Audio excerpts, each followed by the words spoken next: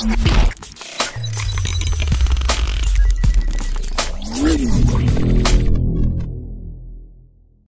3 itu fase di mana si klien belajar untuk lompat dan lari. Nah, untuk ke arah lompat dan lari ini, latihan apa yang pertama kali kita harus tes ke si pasien? Ada yang bisa jawab? Sebelum kita kasih latihan lompat dan lari, kita kasih latihan apa?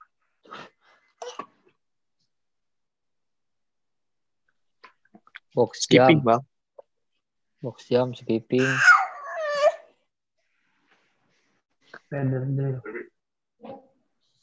Oke, kita kasih latihan Box jump. landing. Ya. Jadi yang kita kasih latihan pertama itu latihan landingnya. Sebentar.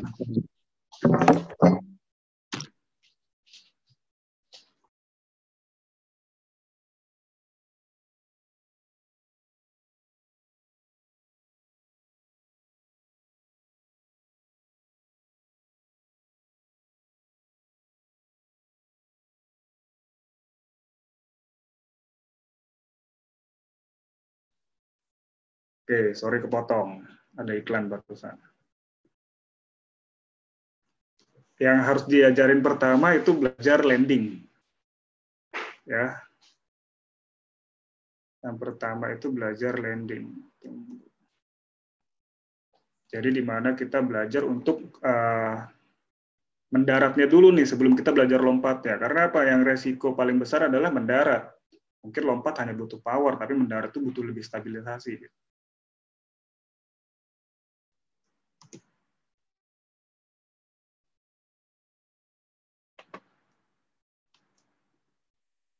Nah, yang pertama balik lagi, fase sebelum tiap kita balik ke fase berikutnya, kita harus yang namanya anamnesa. Sorry, coba ini aku potong dulu. Kayaknya salah.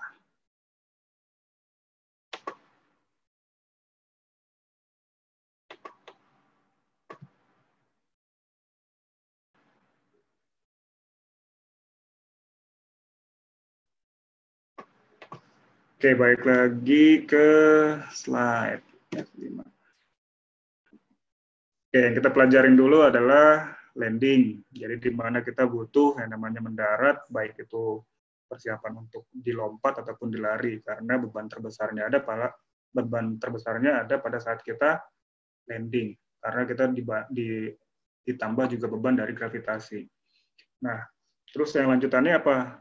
Antropometri masih terus kita lanjutin untuk ngecek gimana range of motion-nya masih oke atau tidak, segmentalnya sudah seberapa besar. Di fase 2, di fase 3, paling minim itu di bawah 2 cm lintas segmennya, dan tidak ada reactive swelling atau bengkak yang baru. Terus yang kedua, yang terakhir yaitu skill test. Dari fase 2 kemarin kita sudah bahas, evaluasinya adalah skill test dengan skipping test, atau misalkan dia single leg squat 20 repetisi, itu biasanya saya pakai. Nah, terus plans and goals-nya di fase 3 ini apa? Plan saya pasti gini, symmetric weight training, habis itu cardiovascular training, habis itu upper lower limb-nya juga dilatih, dan yang terakhir adalah normal landing, jump and run control. Kenapa fasenya sudah sampai ke sini? Karena yang basicnya di 1-2 itu kita hanya belajar untuk jalan dan si kaki dilatih untuk menopang berat badan. Dan tidak ada gerakan yang cukup kompleks. Nah, yang kompleks adalah sekarang di fase 3, si pasien akan belajar yang namanya lompat dan lari. Lompat dan lari itu kita nggak hanya bisa dominan dengan kaki atau misalkan dengan lower leg, dengan lower limb, dengan paha, lutut, dan ankle itu enggak. Kita harus pakai si core muscle-nya, kita harus pakai biomekanik dari si shoulder-nya. Kita juga pakai neck control untuk proximal stability. Nah, di fase 3 yang banyak kita kejar adalah cardiovascular training sama koordinasi. di mana di sini fasenya si pasien atau si atlet sudah belajar untuk gerakan-gerakan yang melawan gravitasi dengan berat badannya dia, tapi dengan kondisi dia berulang. Kalau misalkan kita bahas berulang, di situ kita butuh yang namanya endurance. Makanya kita sudah mulai masukin ke arah cardiovascular training. Kalau kecepatan boleh di skip, boleh dikasih tahu ya. Oke, ini karakteristiknya. Karakteristiknya program fase 3 itu kita belajar untuk kasih double leg atau single leg stability. Terus yang kedua kita kasih circuit training, dalam arti kita main beban gym atau misalkan kita body weight training tapi dengan metode circuit training. Jadi di mana pas lagi kita ngelakuin latihan tersebut, nah itu sebenarnya ada sisi kardiovaskular yang kita ambil. Jadi kalau misalkan teman-teman yang mungkin belum ngeh circuit training itu apa, jadi kayak kita misalkan kita bikin menu itu di menu yang pertama itu misalkan ada air squat, ada deadlift, misalkan ada rowing untuk upper back-nya, terus yang keempat misalkan dia boleh ada push up. Nah itu berurutan, satu set, rest, balik lagi set 2, set 3, set 2, rest, set 3, set 3. Itu circuit training. Jadi di sini dari 1 lanjut langsung ke 2, 2 lanjut ke 3, 3 ke 4 baru rest. Itu circuit training. Nah, untuk penetapan dosisnya itu kita harus imbangin. Jadi jangan main semuanya dalam satu circuit training itu quadriceps semua bebannya, jangan. Jadi imbangin antara kita mau main lower leg-nya kita kasih apa, terus misalkan core atau misalkan upper-nya kita mau kasih apa. Terus karakteristik yang ketiga yaitu jump and run, tapi targetnya apa? Targetnya koordinasi. Dalam arti kalau misalkan tadi di fase 1-2 kita belajar si pasien untuk belajar jalan supaya dia bisa simetris, panggul dan si gerakan lututnya. Nah, di sini kita untuk lompat dan lari. Di situ juga butuh koordinasi. Yang berikutnya tetap progressive weight training. Jadi misalkan di fase 2 kita bisa dapat si pasien itu baru 70 atau misalkan 75% dari RM-nya, kita naikin lagi ke arah 80 sampai 90. Terus yang terakhir, balik lagi kayak tadi saya bilang, cardiovascular training. Jadi kalau misalkan kita sudah main di sini ya, di fase 3 itu kita sudah mulai diskusi dengan, kalau misalkan di tim, kita sudah mulai diskusi dengan si pelatih fisik atau coaching staff di mana kita bahas ini kita mau kasih circuit training dan ada latihan progressive weight training sama kardiovaskular. Kita bisa nentuin nih, semisal kita bilang intensitasnya dalam 1 minggu itu mungkin kita ketemu dengan si klien ini hanya 2 kali untuk latihan double single leg stability sama progressive weight training. Ntar di luar kita kasih cardiovascular training atau dengan circuit training. Jadi dibedain antara kalau misalkan saya pakai itu biasanya bahasanya gini. Atau minggu dia latihan hanya 5 hari, Senin, Selasa latihan, Rabu break, Kamis, Jumat, Sabtu latihan. Nah, di Senin kita kasih dia weight training. Di Selasa kita kasih dia light day dalam arti dia hanya jogging, habis itu stabilisasi. Terus hari ketiga dia rest. Hari keempat dia mulai latihan lagi weight training. Habis itu kita masukin lagi dia ke light day yang hanya latihan-latihan ringan. Hari kelimanya dia hari Sabtunya dia hanya jogging. Minggunya free. Jadi kita bikin dosis kalau misalkan di latihan di tim itu beda dengan si pasien yang pada umumnya dalam arti basicnya mereka bukan atlet ya, cuma karakteristiknya hampir sama. Jadi kalau misalkan si pasien bisa datang seminggu 2 atau 3 kali, ya kita ingetin hari ini kita latihannya ini, besok dia latihan di rumah misalkan hanya jogging atau sepedahan. Terus hari berikutnya kita ketemu sama kita lagi untuk latihan training, weight training sama stabilisasi. Nah, ini yang tadi saya bilang. Kalau misalnya kita bikin individual exercise programs, itu yang satu, kita harus dapetin strengthening, baik itu di upper ataupun di lower limb. Terus yang kedua, stabilisasi. Stabilisasi bukan hanya di kaki, tapi di postural. Yang ketiga, coordination drill. Coordination drill dalam arti kita bisa kasih yang namanya, kayak tadi Bang Nur Hadi bilang, Ramdan bilang, misalkan kita kasih skipping, kita kasih box jump, kita kasih latihan ladder drill, kita kasih latihan jogging, itu koordinasi masuknya. Nah, di kardiovaskular itu pun termasuk si jogging. Cuma kalau misalkan lebih stabil, coordination drill ini porsinya nggak terlalu banyak, tapi kardiovaskularnya dulu yang dinaikin. Ya, kardiovaskular di sini itu sebenarnya dilanjutin dari yang si fase 2. Di fase 2 mungkin kita kasih kardiovaskular tuh dia hanya sepeda. Di fase 3, kardiovaskular yang pertama kita kasih adalah latihan ladder drill. Itu digabungin dengan si coordination. Kalau si coordination sudah bagus, kita rubah dia ke arah lebih banyak jogging. Jadi sudah pakai treadmill, coordination-nya hanya sedikit. Karena target utama kita adalah naikin dulu tingkat kardiovaskularnya dulu, biar dia bisa adaptasi terhadap beban latihan yang makin lama makin banyak, dan koordinasi latihannya juga makin bagus. Oke, yang terakhir ini evaluasi. Evaluasinya yang pasti kita udah nggak bahas perihal yang tadi yang pertama, assessment, tapi masih tetap harus dilakuin beberapa poinnya yang perihal antropometri sama anamnesa. Tapi ditambahin lagi, evaluasi di fase 3 adalah kita strength test. Terserah, strength test itu kita mau pakai apa, misalkan mau pakai, apa sih biasanya yang dipakai itu? Yang pakai timbangan dia tarik itu boleh, baik itu hamstring ataupun si quadricep, atau misalkan kita ambil dari nilai RM beban yang dia lakuin, terus postural control, teman-teman boleh ngelihat gimana waktu dia latihan, kita videoin apakah posturalnya itu bagus atau enggak, apakah sisi kanan dan sisi kiri cukup appropriate, dalam arti sisi kanan dan sisi kiri itu seimbang. Terus yang ketiga, kita lihat nih koordinasinya,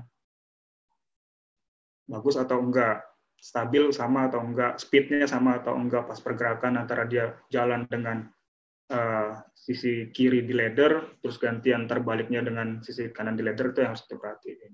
Kardiovaskular evaluasinya gampang, kita bisa hitung HR, kita bisa hitung RR, dan juga kita lihat progres dari misalkan dia minggu pertama hanya hanya jogging 10 menit, minggu berikutnya kita bisa naikin jadi 12-15 menit, minggu berikutnya kita naikin lagi. Yang terakhir adalah skill test. Skill test fase 3 itu bisa kita pakai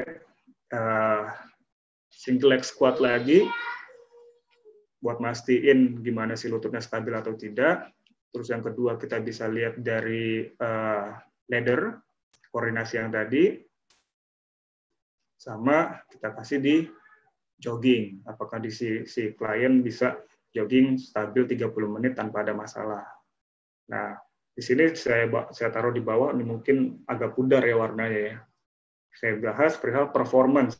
Tiap individu itu memiliki nilai performance tersendiri, terkecuali sudah memiliki nilai ukur sebelumnya.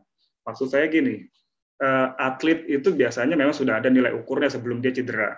Nah, itu bisa kita pakai untuk menentukan apakah si pasien itu sudah balik kardiovaskularnya itu sampai ke situ, atau sudah mendekati. Ya, kalau misalkan teman-teman yang pernah megang tim, mungkin pernah dengar yang namanya beep test atau Balke. Itu buat ngetes automax-nya para atlet. Nah, di sini kita bisa bandingin tuh. Oke lah, misalkan kita sebelum evaluasi ke fase 4, kita evaluasi fase 3-nya ini, kita tesnya Balke juga, atau kita kasih tesnya juga beep test. Boleh aja. Yang penting kan di situ tidak ada yang change direction terlalu cepat kan. Nah, di sini yang targetnya apa? Yang kita lihat tetap si nilai deep test-nya atau Balke-nya. Apakah si atlet sudah mendekati nilai yang sebelumnya. Kalau misalkan si pasien pada umumnya, itu sih istilahnya tidak ada nilai normalnya ya. Karena balik lagi, kita nggak pernah evaluasi dia sebelum dia cedera. Dan di sini pun tiap individu punya nilai performa tersendiri dalam arti si pasien A nggak bisa dibandingin sama si pasien B.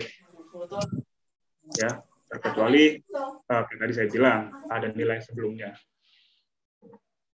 Oke, untuk fase 3 ada yang mau ditanyain dulu. Kalau misalkan terlalu cepat, karena saya terakhir baru saya tunjukin nanti videonya kayak apa. Mungkin teman-teman ada yang mau tanya. Kalau misalkan saya terlalu cepat, tolong diingetin biar saya rem.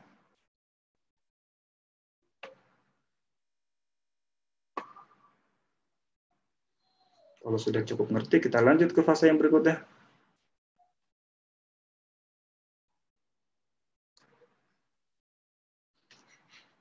Atau mungkin saya tanya dulu, dari teman-teman sendiri, ini peserta pernah pegang tim olahraga nggak? Atau misalkan pasien yang atlet?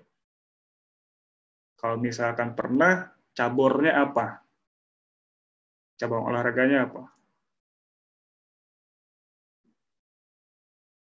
Karena ini ntar akan berkesinambungan dengan fase 4. Biar kita ngambil contohnya lebih gampang. Ada yang pernah pegang tim olahraga?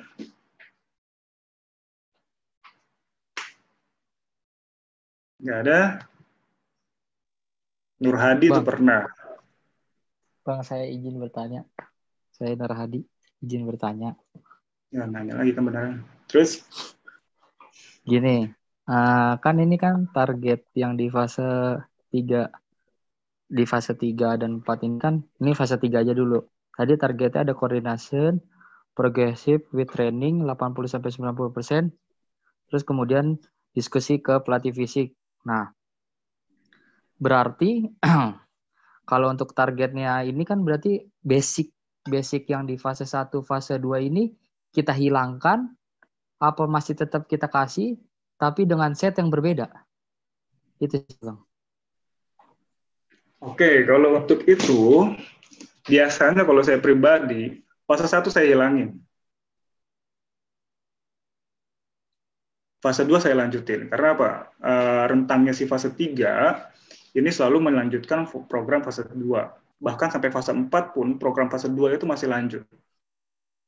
Ya, cuma ada beberapa poin latihan yang kita rubah. Makanya tadi saya bilang kalau misalkan ada 5 hari, dengan dia treatment hanya untuk weight training 2 hari, atau dia weight training 3 hari, 2 harinya itu light day, 2 hari libur di tengah-tengah, sama di akhir. Nah, biasanya fase 1 mutlak saya hilangin. Terkecuali masih ada beberapa poin yang butuh. Misalkan kayak dia ROM, karena tidak menutup kemungkinan ada aja pasien di fase 3 itu ROM si full extension-nya, bukan extension, si flexion-nya belum tentu full. Itu jadi PR di fase 3, cuma nggak banyak, tapi ada. Boleh nggak kita lanjutin? Boleh. Tapi si flexion-nya wajib dilatih terus sampai dia full aktif, atau misalkan full pasif. Karena targetnya adalah ketika kita kasih si sendi itu gerakan maksimal, maka si otot juga akan kerja lebih optimal. Baik itu eksentrik ataupun konsentrik. Jadi kayak begitu. Nah, di fase ini, kalau misalkan kita di tim olahraga, atau misalkan kita salah satu klinik atau instansi yang dipercaya sama salah satu tim olahraga, di situ kita harus diskusi sama si pelatih fisik. Jangan, kalau misalkan tadi di awal kita bahas dengan si dokter ortopediknya, di fase 3 ini kita ngobrol dengan tambahan orang lagi nih, pelatih fisik. Buat mastiin, dulu program gymnya dia sudah angkat beban berapa kilo. Dulu mereka maksimal berat badan, masih maksimal repetisi maksimalnya berapa, itu yang dipakai.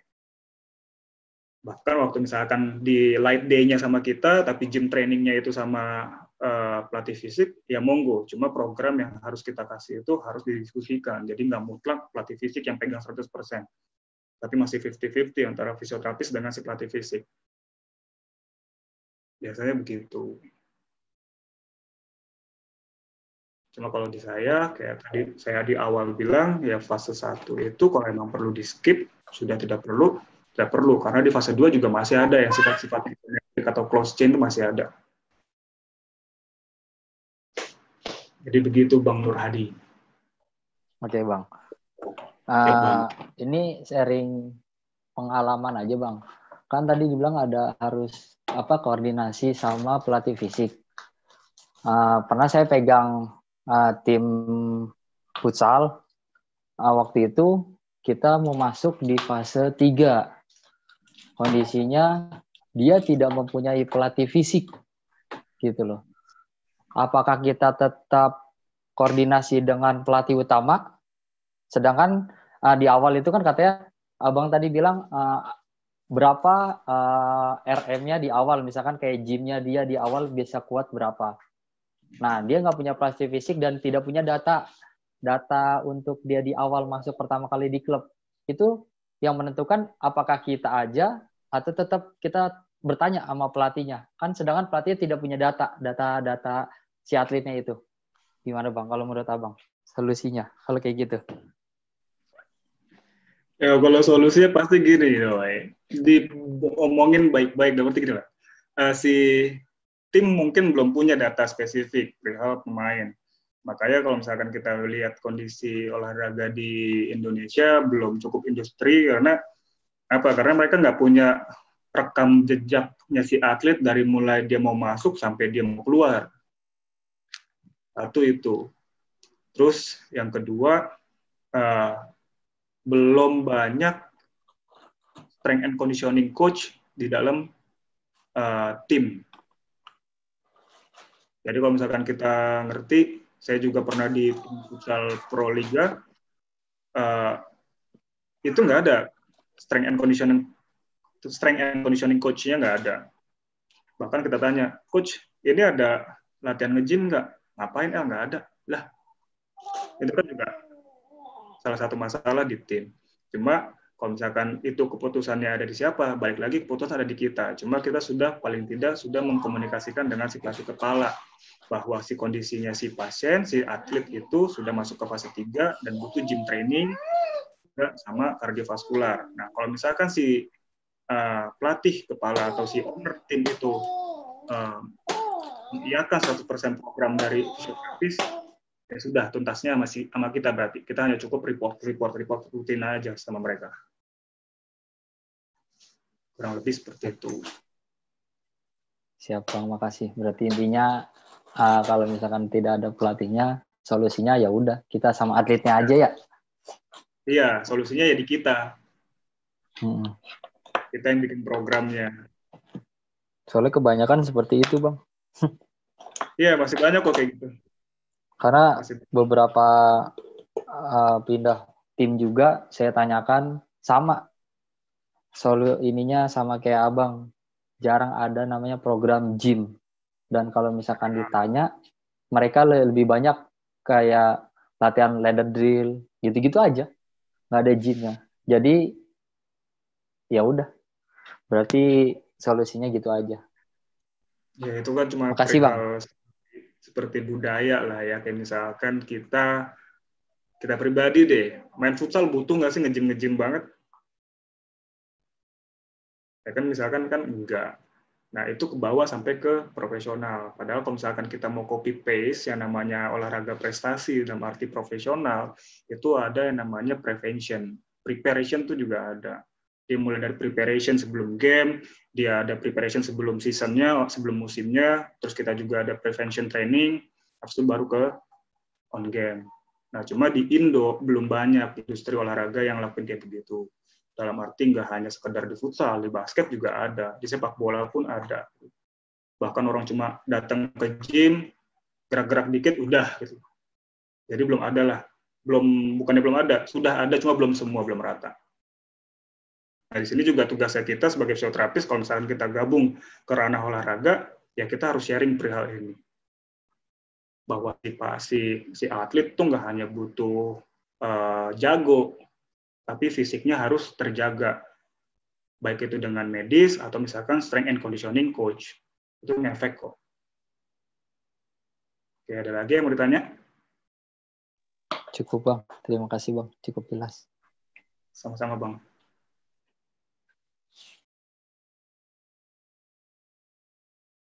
Ada yang mau bertanya lagi? Kalau tidak ada, kita lanjutkan. Saya mau bertanya. Oke. Perihal soal ROM sama nyeri, itu biasanya kalau di fase berapa itu biasanya udah jadi red flags gitu untuk ROM, terutama fleksi ya. Sudah jadi apa, sorry? Red flag gitu, lampu merah untuk pasien. Kalau misalnya kayak di fase, dia udah harusnya masuk fase 3 kan, cuman kadang tuh masih ada mengeluhkan nyeri, tapi nyerinya nggak lama sih, cuman kayak bentar aja. Oke, kalau kita bahas perihal nyeri ya. Kalau ROM, tadi saya bilang, usahain sebelum masuk, pas mau masuk ke fase 3, ROM dari dia extension ataupun flexion sudah bisa full. Ya, karena itu melibatkan gimana kerja otot berkontraksi. Nah, kalau misalkan perihal nyeri, nyerinya ini deskripsinya seperti apa? Karena nyeri ini itu hanya alarm. Ya, kalau menurut saya tuh nyeri itu alarm. Makanya kalau misalkan alarm itu harus dikasih painkiller, harus dimatikan, itu salah sebenarnya. Jadi jangan buru-buru langsung matiin si nyerinya. Kita harus pastiin dulu, ini nyerinya karena apa? Apakah nyerinya karena si ototnya tightness atau kecapean, atau ada nyeri yang dikarenakan ada luka pada cartilage-nya kah, yang kayak yang seperti kita bahas di fase 1 dari kasusnya Rabdan. Terus kalau misalkan kita bilang, oh ada nyeri perihal di patella femoralnya kah, nah, itu kita harus cari tahu dulu. Jadi nggak mutlak nyeri itu jadi red flag. Nyeri itu hanya simptom. Gitu. Cuma yang kita harus pastiin adalah jenis nyerinya seperti apa dan provokasinya apa yang waktu timbul. Oke. Jadi kalau misalnya tetap ada keluhan nyeri, terus kita ini udah mau masuk ke fase 3, itu program di fase 3 tetap jalan, tapi tetap perhatikan keluhan nyerinya pasien. Yang pasti sih tetap diperhatikan, makanya di awal kita harus ada assessment, baik itu anamnesa ataupun tes spesifik. Kalau misalkan kita pas lagi anamnesa, kita tanya, bro, ada nyeri nggak kemarin latihan, waktu kemarin kita tes skipping di fase 2? Oh, ada Kak, di mana? Oh, di sisi lateralnya nih ada nyeri. Nyerinya seperti apa? Kayak tebal aja sini sampai pegel sampai pegel si bokongnya gitu, si pantatnya sampai pegel. Oke, kita cek. Pas kita cek spesifik, oh ternyata nih ITB-nya tebal. Itu tightness. Ya, itu kan solusinya tambahannya ya masas, atau misalkan dia roller foam, atau misalkan kita banyakin stretching. Cuma kalau misalkan pas lagi ini ada nyerinya di mana? Ada nyerinya di patelanya nih di mana? Di bawahnya patella. Oh, kemungkinan tendinitis di si patellarisnya. Atau misalkan kita tanya lagi, ada nyeri, terus timbul bengkak nih semalam. Nah, itu baru kita tentuin namanya red flag. Kita bisa stop, nggak bisa langsung ke fase 3. Kita cek dulu, ini bengkaknya dari kapan? Bengkaknya karena waktu terakhir ada tes skipping, bengkak, atau sudah terakhir latihan itu sebulan lalu, tes skippingnya, terus setelah tes skipping, ternyata dia malah pakai main bola. Pas lagi datang lagi ke kita cek, oh ternyata bengkak. Nah itu kita bisa suspek aja kemana aja, bisa aja si ACL-nya putus lagi, atau misalkan ada robekan di si meniskus. Jadi kalau misalkan sudah ada timbul nyeri, yang pasti anamnesa. Makanya setiap slide saya, tiap fasenya berubah, kita selalu bahas perihal anamnesa, assessment dulu di awal. Oke. Cuma kalau misalkan memang ada nyeri yang deskripsinya itu berbahaya untuk dilanjutkan, lebih baik fase 3-nya itu diundur. Sampai itu selesai, baru kita lanjutin ke fase 3. Makanya dari awal saya nggak bahas perihal ini mutlak. Gitu. Kapan fase 3 itu dimulai, hari itu juga harus dimulai. Enggak. Itu nggak mutlak. Kita balik lagi dengan kondisinya si pasien. Cuma kita tolak ukur.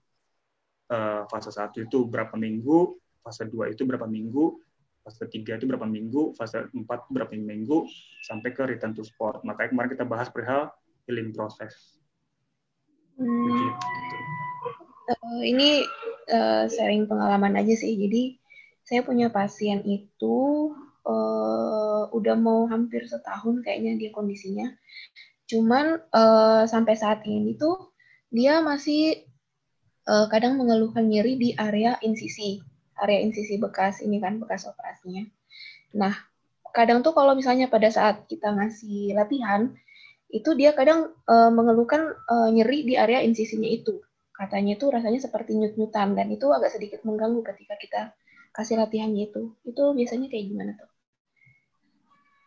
Kalau itu gini, luka insisi yang bagian grafnya ya berarti ya, burholnya ya, yang Iya, di tibia. Itu memang dominan. Yang kedua itu bagian si artroskopik, bagian si selang dengan si kameranya itu juga kadang timbulin dominan bursitis. Nah, tapi kalau misalkan di bagian insisi burhol ya, biasanya saya tesnya itu hamstring. Yang saya tes pertama itu hamstring. Apakah si hamstring yang diambil itu tightness, ataukah grup dari si pes anserinus itu juga ada peradangan. Nah, biasanya itu timbul yang namanya pes anserinus syndrome. Cuma enggak mutlak karena si pes anserinus. Areas itu mungkin ada juga yang bagian burholnya itu, bagian lubang si operasinya, si skrupnya itu keluar. Di mana si badannya itu ternyata nggak bisa adaptasi dengan si skrupnya. Ada, pengalaman saya ada kayak begitu. Jadi ada pasien dengan operasi ACL kanan kiri, cuma jeda 1 tahun pas recovery-nya, setelah recovery baru dioperasi yang satunya lagi. Nah, si operasi yang pertama, skrupnya keluar. Jadi, kasarnya kalau misalkan teman-teman bisa lihat tuh, ini kulit kasarnya ya, si skrup bisa nonjol begini. Pas lagi kita palpasi, oh ini heart nih, bukan jaringan lunak, bukan ganglion resikonya, bukan tendon yang menebal atau misalkan tendon yang meluka. Cuma ini kemungkinan nih si skrup. Dari situ kita sarankan dia untuk kontrol lagi ke dokter.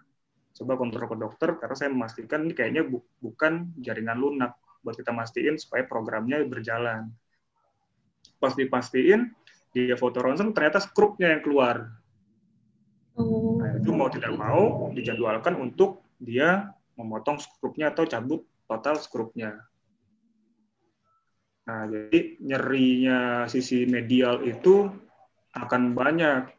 Karena gini, kalau misalkan kita lihat dari awal, ACL itu mungkin nggak hanya pure ACL-nya doang yang putus, bisa melibatkan si meniscus, bisa melibatkan si cartilage, ataupun si MCL. Kita lihat lagi, si pasien ini bentuk kakinya seperti apa? Apakah dia flat foot dengan valgus stress, atau misalkan dia dengan varus stress. Nah, dengan bentuk seperti itu, kita juga bisa asumsiin, oh ini mungkin ada malalignment waktu kita ngelakuin latihannya. Oh ini mungkin pas lagi dia latihan ini kondisi si ototnya tuh udah kaku si hamstringnya, jadi dia terlalu banyak eksentrik di situ, akhirnya pembebanannya ada di si tendon. Bisa banyak yang kayak gitu. Tinggal kita spesifik lagi aja tesnya apa. Atau misalnya kayak awal yang kayak pertama saya bilang di fase 1, si rotasi tibianya itu nggak normal, lebih banyak ke sisi lateral, jadi stiff. Jadi pembebanan pada sisi medial itu lebih berat. Nah, kalau misalkan udah nemu kayak begitu, kita nggak usah mikirin, wah ini kasih latihan apa lagi ya, ini kasih latihan apa lagi. Tapi assessment dulu sampai tuntas, oh ini tendon. Oke, kita break dulu targetnya untuk pain management dengan si tendonnya, kita kasih latihan eksentrik ke situ tanpa mengurangi program fase 2. Fase 2 yang saya bahas ya, bukan di fase 3. Fase 3-nya pending, fase 2-nya tetap dilanjutin dengan kita merubah instrumen latihannya. Oke. Biasanya sih saya begitu. Jadi nggak usah yang buru-buru, kalau misalkan masih ada pain, ya mendingan kita fokus ke situ biar tuntas. Karena apa? Ada loh pasien yang pasien fase 1-nya di saya, fase 2-nya di tempat lain, karena di beda pulau. Nah di fase 2-nya ini dia malah nemuin keluhan sampai ke fase 3 bahkan berlanjut gitu. Yang seharusnya tadi sudah bagus, turun lagi. Pasien tuh karena nyeri doang, deskripsinya yang dia juga nggak bisa mastiin seperti apa, putus asa. Ada tuh, karena ini mas setiap latihan kok timbul lagi, tiap latihan timbul lagi. Akhirnya saya bikinin program, coba latih ke tolong kabarin fisioterapisnya untuk kasih latihan sementara untuk ini, nggak usah buru-buru ke lompat, nggak usah buru-buru ke jogging kalau itu masih ada problem. Karena kalau misalkan ternyata ototnya masih ada problem, ngapain kita kasih beban yang berlebih ke lompat sama ke lari? Karena resikonya malah putus lagi. Percuma. Cuma kalau misalkan si pasien udah keburu, bosan, nah kita waktu kita menjelaskan ke si pasien harus lebih komunikatif. Jangan sampai menjatuhkan mental. Nah, habis itu kita koreksi lagi apa kira-kira yang harus kita ganti, apa yang harusnya yang kemarin belum perlu dinaikin bebannya, kita turunin lagi. Oh, ini ternyata masih butuh banyak eksentrik. Oh, ini ternyata butuh massage dulu nih di si popliteal muscle-nya atau di calf muscle-nya. Jadi kayak gitu-gitu aja sih yang harus kita mismatch aja. Jadi nggak harus yang mutlak kayak saya bilang dari awal, bikin bagan kira-kira apa yang terganggu sistemnya. Karena tiap sistem itu akan bersambungan. Jadi jangan fokus juga kita dengan problem, oh ini si lututnya nih sakit, kita carinya di lutut, terus dicari. Jangan. Ankle juga bisa mempengaruhi. Dengan dia flat foot, beban si rotasi tibianya juga akan beda. Postural control juga dia akan berubah beban pada si sendinya masing-masing. Jadi itu bisa dicari lagi loh, kok Grace. Telah dikit, pelan-pelan aja dulu. Kira-kira apa anatomiknya yang bermasalah.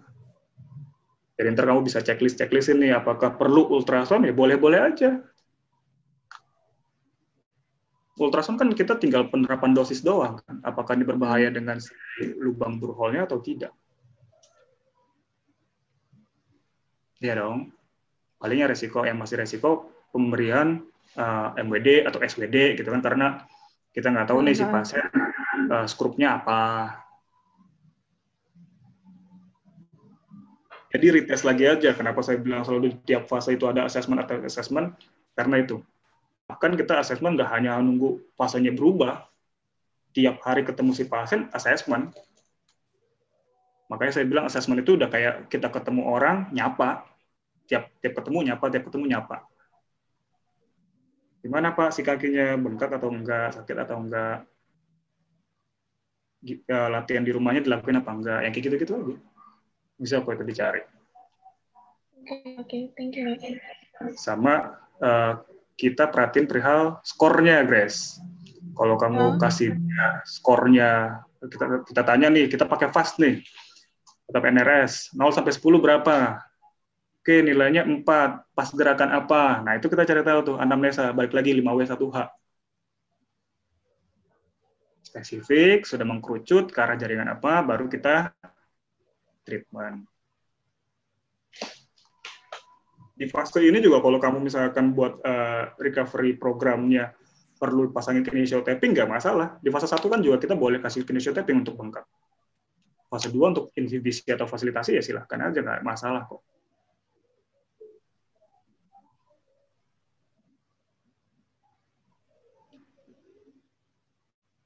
Ada yang mau ditanyain lagi? Nggak ada, cukup deh Mas. Thank you infonya, membantu banget. Oke, mungkin nanti gini, triknya Grace bisa gini, tiap si pasien latihan, videoin dari berbagai angle, buat kita bisa mastiin ini alignment-nya benar atau enggak. Kayak kemarin yang saya tampilin video, oh ini alignment-nya salah, oh bisa nimbulin nyeri itu pasti. Nah, di sini saya tunjukin beberapa video yang punya resiko terhadap si kakinya. Selain itu ada yang mau ditanya lagi? Nggak ada Mas, cukup. Tapi si pasien udah fase berapa, Grace? Sebenarnya sih dia udah mau masuk fase 3. Cuman karena kemarin pas pandemi itu kan berhenti kan latihannya, jadi terus baru mulai latihan lagi itu bulan lalu. Jadi agak sekitar 6 bulanan lebih dia nggak latihan. Kayak gitu. Jadi sedikit terhambat. Dan dari awal sih memang dia selalu lebih fokus mengeluhkan ke nyeri daerah insisinya itu, nggak pernah di area yang lain. Dari awal pas dia datang visio kan, pas habis operasi sampai sekarang, dan itu lumayan hampir setahun sih. Pertanyaan itu kan nggak hanya mutlak bisa dijawab sama Grace doang. Si pasien juga bisa tanya, mesti dokter, ini nyerinya karena apa dok? Apa karena ada gangguan sensitivitas pada neuronya, karena habis ada luka insisi, atau karena yang lain tuh ada. Makanya assessment waktu kita di fase 1 itu kan harus detail, apakah si pasien karena habis operasi jadi drop foot kah, atau sensoriknya jadi jelek kah, si bagian si lutut, itu bisa-bisa aja. Atau misalkan timbulin infeksi bisa bikin sakit loh. Nah, jadi itu istilahnya komunikatif dengan si pasien dan si dokter sih. Buat kita bisa setuju mastiinnya apa, pemeriksaannya si dokter apa, pemeriksaan kita seperti apa, akhirnya kan kita ketemu tuh jawaban A sama jawaban B. Kalau misalkan itu beda, bukan A dengan A, tapi A dengan B, kita butuh third opinion. Atau misalkan diagnosa penunjang. Coba deh Pak MRI lagi buat mastiin. Atau misalkan coba deh Pak dengan dokter ortopedik yang lain buat mastiin. Karena dugaan saya sih seperti ini. Boleh. Oke.